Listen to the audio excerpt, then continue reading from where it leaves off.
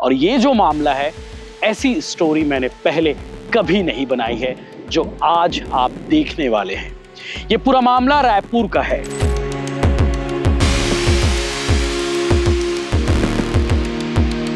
ये रायपुर का ही रहने वाला है और इसकी फितरत ही बहुत घटिया किस्म का आदमी है। मैं साफ साफ कह रहा हूं, क्योंकि इससे पहले भी इसने कई वारदात को अंजाम दिया और इस केस में अथक प्रयास के बाद में पुलिस को जो है एक सफलता हाथ में मिली है। देवेंद्र साहू करके एक लड़का था, उसने ही इस घटना को अंजाम दिया हुआ था। इस आरोपी ने इसके पूर्व भी पुलिस हैरान थी कि ऐसे मामले लगातार सामने क्यों आ रहे हैं। कोई महिला चल रही है, उसके पीछे कोई युवक आता है और उसके साथ ये कृत्य को अंजाम दिया जाता है। पुलिस ने जब घटनाक्रम की जांच की तो ये सबसे पहले पता करने की कोशिश की। नमस्कार, जय जोहार, जय छत्तीसगढ़। मैं यशवंत साहू और आप देखना शुरू कर चुके हैं भिलाई टाइम्स। और आपको जो स्टोरी बताने वाला हूं, जो क्राइम की खबर बताने वाला हूं, इसे सुनने के बाद आप भी कहेंगे कि बताओ भला, छत्तीसगढ़ में ऐसे लोग भी रहते हैं क्या? ऐसी मानसिकता वाले लोग भी रहते हैं? और छत्तीसगढ़ में ये क्या हो रहा है? ये बहुत कॉमन कमेंट है जब स्टोरीज बनती है क्राइम की, खबरें बनती है क्राइम की। अमूमन इस तरह के मामले बहुत कम देखने को मिलते हैं और ये जो मामला है, ऐसी स्टोरी मैंने पहले कभी नहीं बनाई है जो आज आप देखने वाले हैं। ये पूरा मामला रायपुर का है। आपको मालूम होगा कि लगातार ये खबरें सामने आ रही थी रायपुर में कि लड़कियों के साथ में मारपीट, लड़कियों के साथ में छेड़खानी, और अभी हाल में एक लाश मिली थी 21 जुलाई को।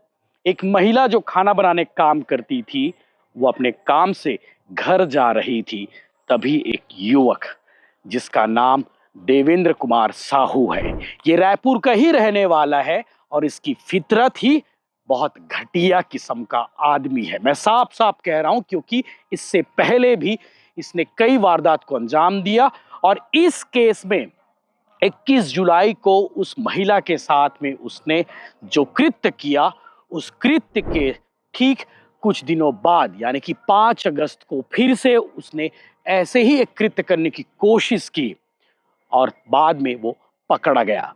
रायपुर कमिश्नरेट ने आज इस पूरे मामले का खुलासा करते हुए सिलसिलेवार जानकारी दी है। रायपुर पुलिस ने ऐसे ही एक सेक्सुअल साइकोपैथ को गिरफ्तार किया है जिसका नाम देवेंद्र कुमार साहू है।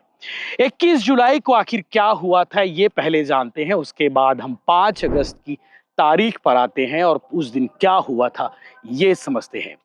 21 जुलाई को बोरिया कला की रहने वाली एक महिला अपने घर जा रही थी, तभी पीछे से ये युवक देवेंद्र कुमार साहू, दरिंदा देवेंद्र कुमार साहू पहुंचता है, उसके साथ छीना झपटी करता है, मारपीट करता है और पास में खाली एक प्लॉट था, उसमें पानी भरा हुआ था, उसके अंदर वो लेकर जाता है। लेकर जाने के बाद उसके साथ दुष्कर्म करता है और उसके बाद जब उसका जी नहीं भरा, उसे लगा कि ये महिला जाकर बता देगी, फिर उसने उसका गला दबाया और वहीं पर उसे मार डाला। मारने के बाद उस खाली प्लॉट से बाहर निकला जहां पानी भरा हुआ था। वो फिर घर गया। उसके बाद वो सुकून से आम इंसान की तरह घूमता रहा अपने दूसरे शिकार पर।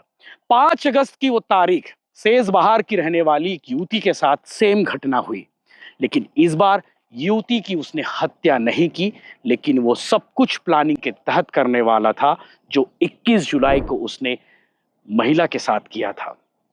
महिला के साथ मारपीट की।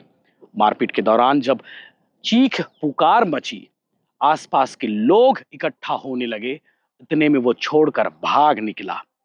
पुलिस के पास जब ये केस आया, 21 जुलाई वाले केस में पुलिस पहले ही जांच कर रही थी। 8 अलग अलग टीमें बनाकर मामले की तस्दीक में पुलिस हर एंगल से जांच कर रही थी। जब 5 अगस्त का केस सामने आया, पुलिस हैरान थी कि ऐसे मामले लगातार सामने क्यों आ रहे हैं। कोई महिला चल रही है, उसके पीछे कोई युवक आता है और उसके साथ ये कृत्य को अंजाम दिया जाता है। पुलिस ने जब घटनाक्रम की जांच की तो ये सबसे पहले पता करने की कोशिश की, सीडीआर खंगाला गया। आसपास के जो टावर लगे हुए थे वहां पे कितने फोन एक्टिव थे ये पता करने की कोशिश की। साथ ही पुलिस ने एक और अच्छा काम किया कि हाल ही फिलहाल में जेल से कोई निकला तो नहीं है, ऐसा कोई आरोपी जो ऐसे मामले में जेल में बंद था। तब पता चलता है कि 10 साल की सजा काटकर देवेंद्र कुमार साहू जेल से बाहर आया था। पुलिस उसकी प्रोफाइल खंगालती है, उसके घर तक जाती है, देवेंद्र को उठाती है। जब देवेंद्र से पूछताछ की गई कड़ाई से, सख्ती से, वैज्ञानिक तरीके से, तो देवेंद्र ने पूरी बात बताई कि उसे ये सब करने में मजा आता था और इसीलिए उसने 21 जुलाई को बोरिया कला की रहने वाली उस महिला के साथ दुष्कर्म किया, उसकी हत्या की।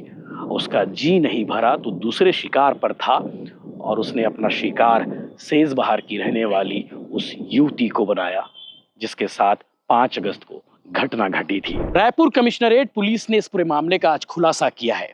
खुलासा में क्या क्या कहा है ये आप आगे वीडियो में देखिएगा, लेकिन पुलिस इसे सेक्सुअल साइकोपैथ मानकर जांच कर रही है और पुराना रिकॉर्ड भी खंगाल रही है। ऐसे मामलों को लेकर आप क्या कहते हैं, आप क्या सोचते हैं, कमेंट जरूर करिएगा। वाकई में ये मामला काफी रेयर है। पुलिस की प्रेस कॉन्फ्रेंस का वीडियो आप आगे देखिए। मुजगन थाने क्षेत्र में 21 जुलाई को एक मुजगन पुलिस के द्वारा एक मृतिका का शव बरामद किया गया। तुरंत जो है पुलिस जो है कमिश्नरेट पुलिस जो है तलाश में जुट गई। क्राइम टीम और जोन की हमारी पुलिस जो है संयुक्त रूप से इस तलाश में जुटी हुई थी। सैकड़ों सीसीटीवी कैमरे हमने खंगाले, कॉल डिटेल रिकॉर्ड्स ढूंढा और साथ ही साथ में जो जेल से छूटे हुए अपराधी थे उनका भी हमने रिकॉर्ड खंगाला। उसके अथक प्रयास के बाद में पुलिस को जो है एक सफलता हाथ में मिली है। देवेंद्र साहू करके एक लड़का था, उसने ही इस घटना को अंजाम दिया हुआ था। देवेंद्र, ये जो लड़का है, जो आरोपी है, इस आरोपी ने इसके पूर्व भी यौन अपराध को अंजाम दिया हुआ था, जिसमें मुजगन थाने में ही कुछ दिनों पहले एक छेड़छाड़ का मामला दर्ज हुआ था, उसमें उसका हाथ था। साथ ही साथ में एक मुजगन थाने में ही पोस्को एक्ट दर्ज हुआ था, उसमें भी उसका हाथ था और उसको न्यायालय से सज़ा भी मिली थी। और टिकरापारा में भी एक यौन अपराध उसने किया था। तो ये जो अपराधी है आदतन यौन अपराधी है और उसी वजह से उसको पकड़ना मुझे ऐसा लगता है कि ये कमिश्नर पुलिस के लिए एक बहुत बड़ी सफलता है।